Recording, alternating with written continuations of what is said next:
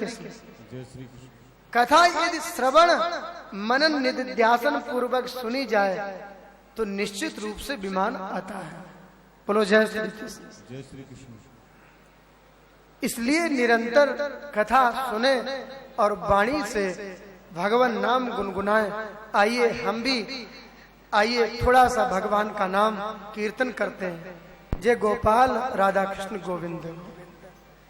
ये गोपाल राधा कृष्ण हरि गोविंद गोविंद, हे गोपाल सभी लोग बोलेंगे राधा कृष्ण गोविंद गोविंद, हे गोपाल राधा कृष्ण गोविंद गोविंद, हे गोपाल राधा कृष्ण गोविंद गोविंद, हे गोपाल राधा कृष्ण गोविंद गोविंद, कृष्ण गोविंद गोविंद, कृष्ण गोविंद गोविंद, कृष्ण गोविंद गोविंद, कृष्ण गोविंद गोविंद, कृष्ण गोविंद गोविंद, कृष्ण गोविंद गोविंद, कृष्ण गोविंद गोविंद, कृष्ण गोविंद गोविंद, हे गोपाल राधा कृष्ण गोविंद गोविंद, हे गोपाल राधा कृष्ण गोविंद गोविंद, हे गोपाल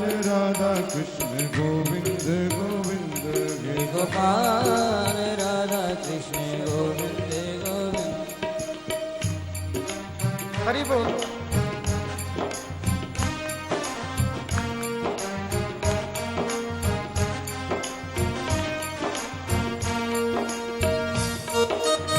दोनों हाथों से ताली सेवा करते हुए हरि बोल।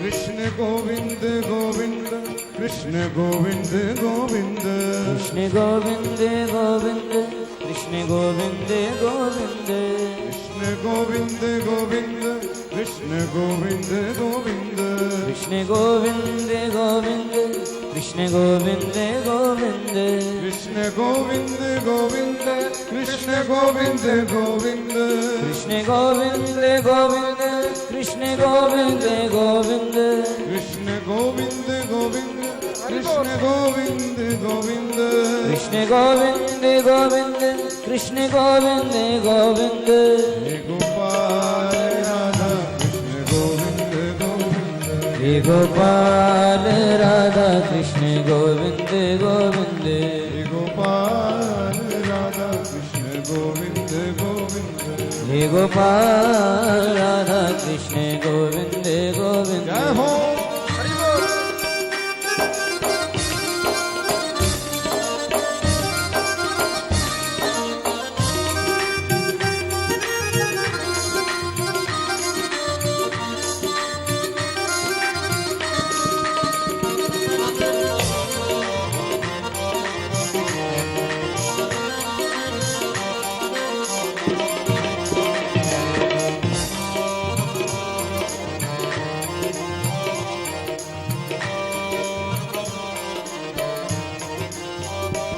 कृष्ण गोविंद गोविंद, कृष्ण गोविंद गोविंद, कृष्ण गोविंद गोविंद, कृष्ण गोविंद गोविंद, कृष्ण गोविंद गोविंद, कृष्ण गोविंद गोविंद, कृष्ण गोविंद गोविंद, कृष्ण गोविंद गोविंद, कृष्ण गोविंद गोविंद, कृष्ण गोविंद गोविंद, कृष्ण गोविंद गोविंद, कृष्ण गोविंद गोविंद, हे गोपाल राधा कृष्ण गोविंद गोविंद, हे गोपाल राधा कृष्ण गोविंद गोविंद, हे गोपाल राधा कृष्ण गोविंद गोविंद, हे गोपाल राधा कृष्ण गोविंद गोविंद, नंदलाल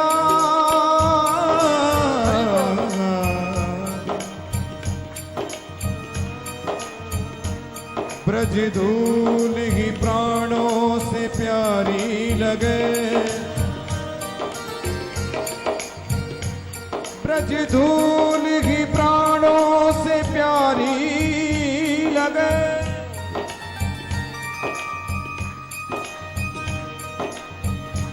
रसिकों के सुसंग में मस्त रहूं,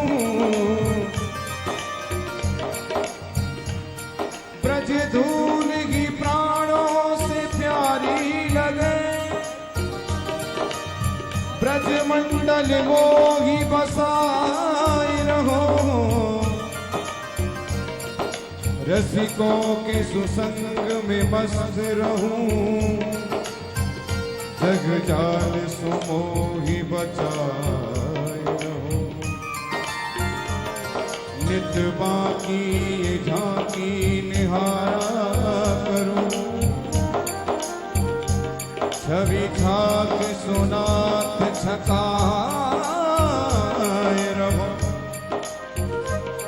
अहो बाके बिहारी यही विनती, मेरे नैनों से नैना मिलाए रहो, मेरे नैनों से नैना मिलाए रहो।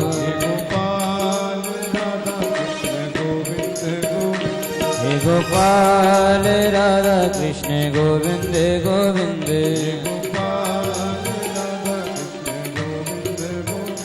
हे गोपाल राधा कृष्ण गोविंद गोविंद, कृष्ण गोविंद गोविंद, कृष्ण गोविंद गोविंद, कृष्ण गोविंद गोविंद, कृष्ण गोविंद गोविंद, कृष्ण गोविंद गोविंद, कृष्ण गोविंद गोविंद, कृष्ण गोविंद गोविंद, कृष्ण गोविंद गोविंद।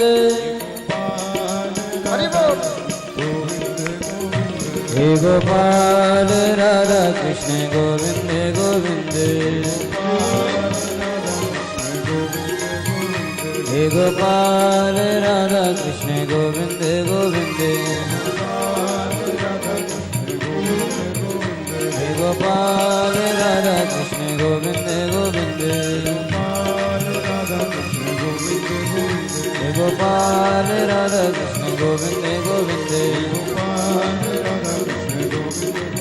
हे गोपाल राधा कृष्ण गोविंद गोविंद, हे गोपाल राधा कृष्ण गोविंद गोविंद, हे गोपाल राधा कृष्ण गोविंद भक्तवत्सल भगवान जय।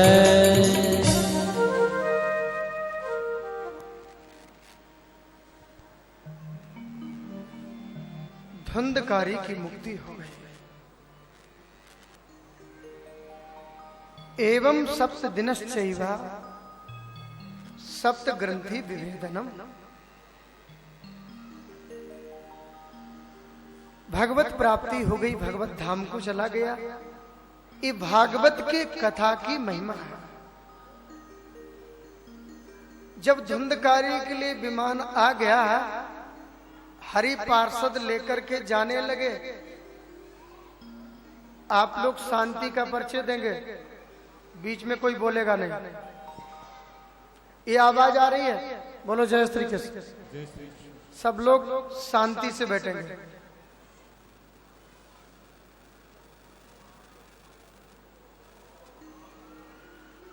विमान आया, इधर गोकर्ण जी ने प्रश्न किया, हे हरि पार्षदो, ये फल में भेद क्यों है? यहाँ तो कथा सभी ने 4-4, 5-5 घंटे बराबर बैठ करके सुनी है, धुंधकारी के लिए ही विमान क्यों आया? सबके लिए क्यों नहीं आया? आप लोग सावधानी से सुनेंगे। तब हरि पार्षद कहते हैं, सुनो गोकर्ण, आपके हृदय में भगवान श्री हरि बैठे हैं, इसी के कारण आप ऐसा प्रश्न करते हो। कथा तो सभी ने सुनी, लेकिन धुंधकारी के जैसा किसी ने मनन नहीं किया है। जो वास्तविक कथा को श्रवण मनन निधिध्यासन पूर्वक जो सुनते हैं, कल्याण उन्हीं का होता है। कथा तो सुनने बहुत श्रोता आते हैं, लेकिन कल्याण उसी का होता है जो ध्यान पूर्वक कथा सुनता है, जिसका चित्त कथा से कहीं नहीं जाता है। हमारी तरह थोड़ी ना 4 घंटे की कथा में बैठे ही बैठे सब काम हो जाता है। हाँ, बोलो जय श्री कृष्ण।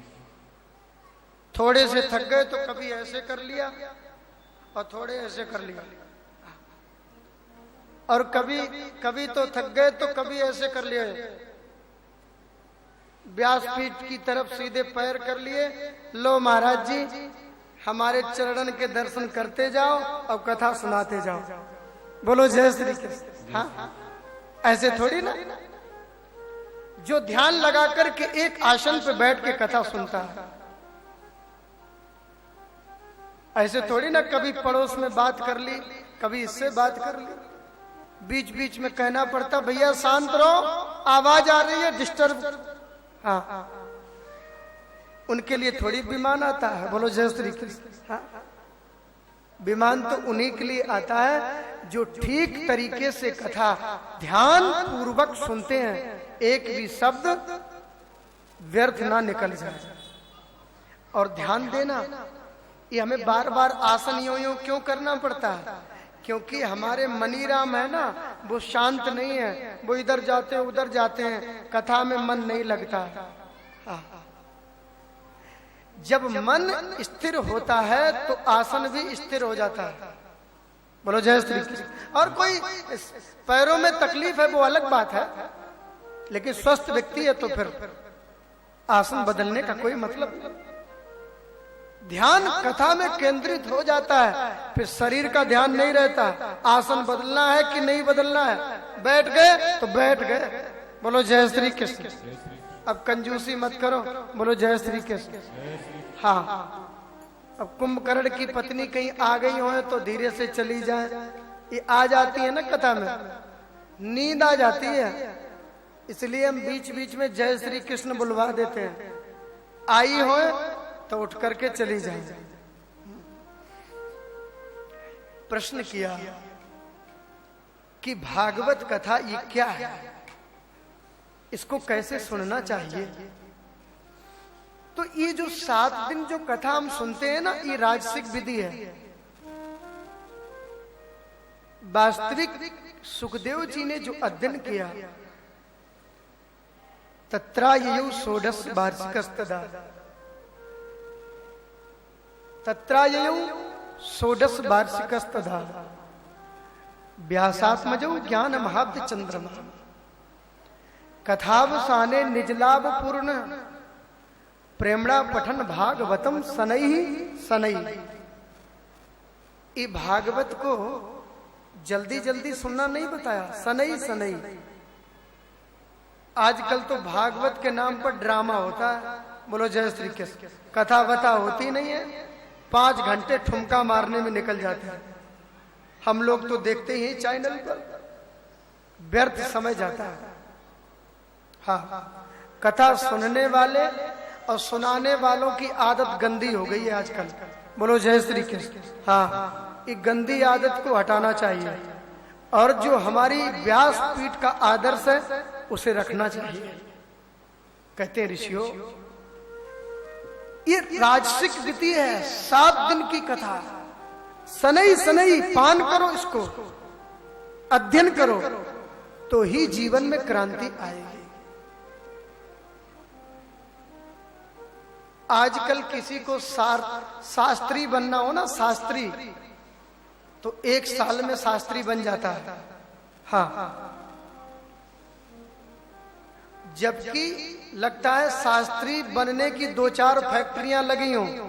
हाँ, झट से वृंदावन में गए और शास्त्री बन गए, जबकि शास्त्री बनने के लिए 12 साल तक कड़े परिश्रम करने पड़ते हैं। शास्त्री बनना है जिसे, उसे 12 साल कड़े परिश्रम करने हैं। सुख तो उसके जीवन में हो ही नहीं सकता। लेकिन आज किसी को कथावाचक बनना हो तो 1 साल में बस गाना बजाना सीख लिया, कथावाचक बन गए। बोलो जय श्री कृष्ण। ऐसे नहीं। आज बड़ी ही विडंबना है। इसी प्रकार भागवत जो है ये जल्दी नहीं, सनई सनई ज्ञान को अंदर धारण करें। हमारा ज्ञान क्रियात्मक हो, भोगात्मक नहीं, क्रिया में उतरा हुआ। तत्राययौ षोडश वार्षिकस्तथा। 16 वर्षीय सुखदेव ने अपने पिता श्री कृष्ण द्वैपायन से सनई सनई अध्ययन किया। भागवत है क्या? बोले ये निगम कल्पतरोर गलितम फलम सुख मुखाद मृत द्रव संयुतम पिबत भागवतम रसमालयम मुहुरहो रसिका भुव भावुका। निगम माने वेद, कल्प माने वृक्ष। वेद रूपी वृक्ष का परिपक्व फल है श्रीमद् भागवत। ध्यान देना, परिपक्व फल है। अजीब फल कैसा है? बोले फल में गुठली छिलका भी होगा। बोले नहीं, इसमें गुठली छिलका कुछ भी नहीं है। आम होता है ना, आम का रस रस तो खा लेते हैं, चूस लेते हैं और गुठली छिलके को फेंक देते हैं। लेकिन ये एक ऐसा फल है जिसमें गुठली छिलका कुछ भी नहीं है। हाँ, केवल रस ही रस है। ये रस कौन? बोले स्वयं भगवान ही रस के रूप में, अक्षर अक्षर में भगवान समाये हुए हैं। और इस रस का पान करना बताया। बोले पान कब तक करें? बोले पीते पीते, जब तक तुम स्वयं रसरूप ना बन जाओ तब तक इसे पीते रहो। आलयम मोक्ष पर्यंतम यत कथा श्रवणम मतम। हम निरंतर इसका पान करें तो ही कल्याण हो। अरे भाई, तो फिर ये जो भागवत की प्याऊ लगाई है, क्या इसमें भी कोई पक्षपात है? बोले ये भागवत की जो प्याऊ व्यास जी ने लगाई है, ये सार्वभौम प्याऊ है। जो आए सबको भागवत मिलती है। लेकिन इन दो लोगों का ही नाम क्यों लिया? रसिका और भावुका। ध्यान देना, इस श्लोक में दो लोगों का नाम लिया, रसिका, भावुका। बोले नाम उनका लिया है जिनको ज्यादा प्यास लगी है। आपने गर्मी के दिनों में प्याऊ लगाई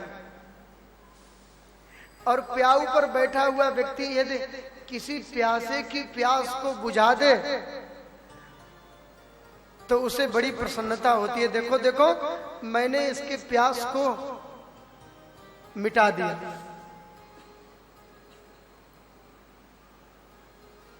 लेकिन ये भागवत की प्याऊ है, सार्वभौम है, प्याऊ पर बैठने वाला पक्षपात नहीं करता है। लेकिन यहाँ दो लोगों का नाम क्यों? रसिका, भावुका।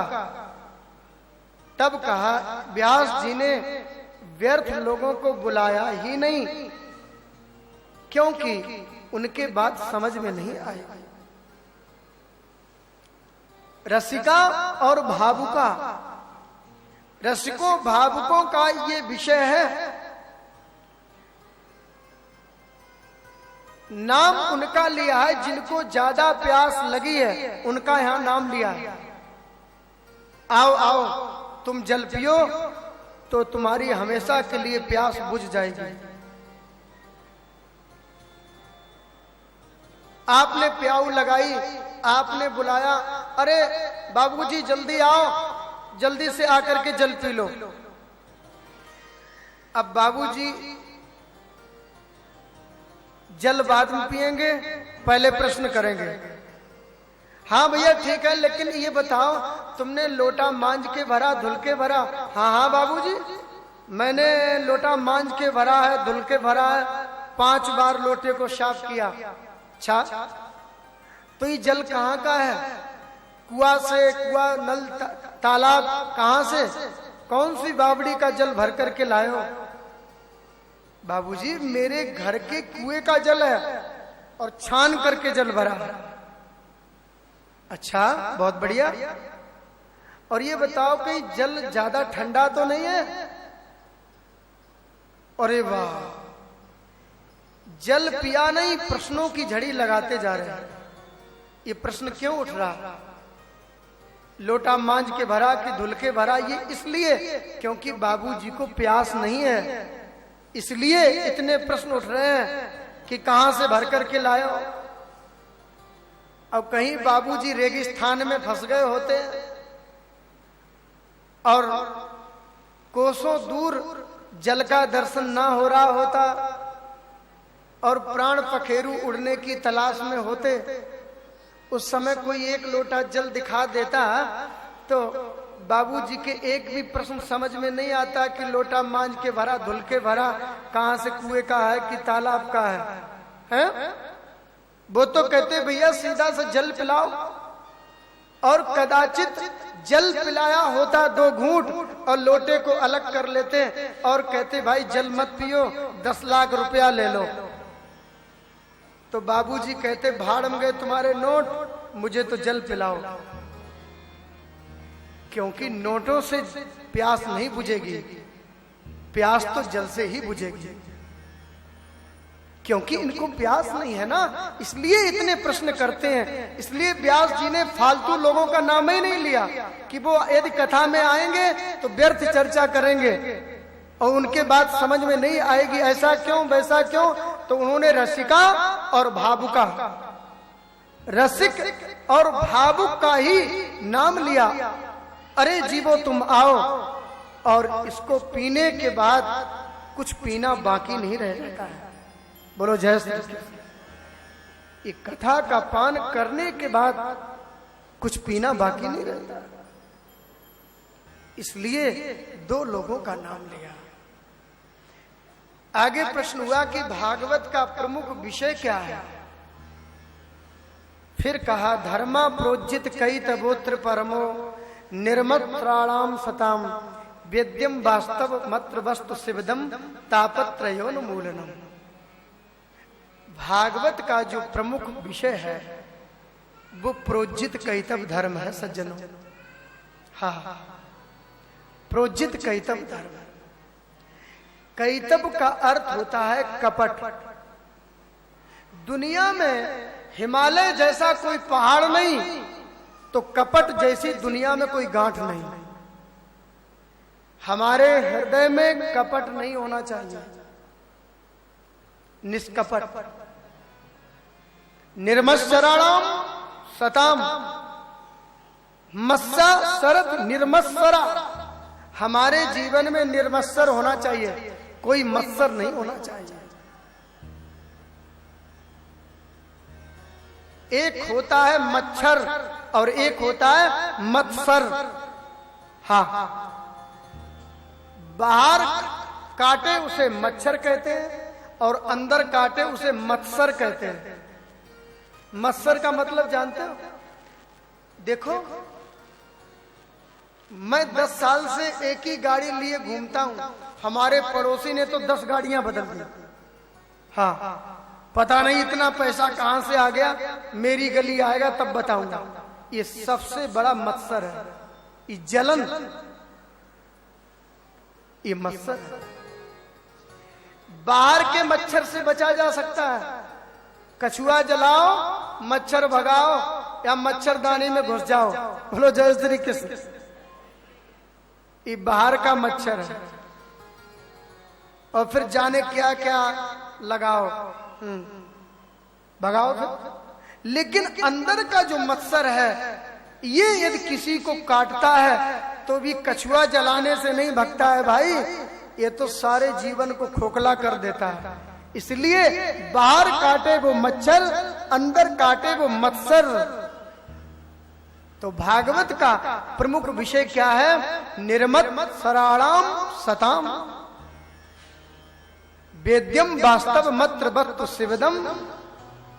जीव को शिव बनना है। शिवदम तापत्रयोन्मूलनम, दैहिक दैविक भौतिक तापा, ये तमाम अग्नियां जीवन में लगी हैं।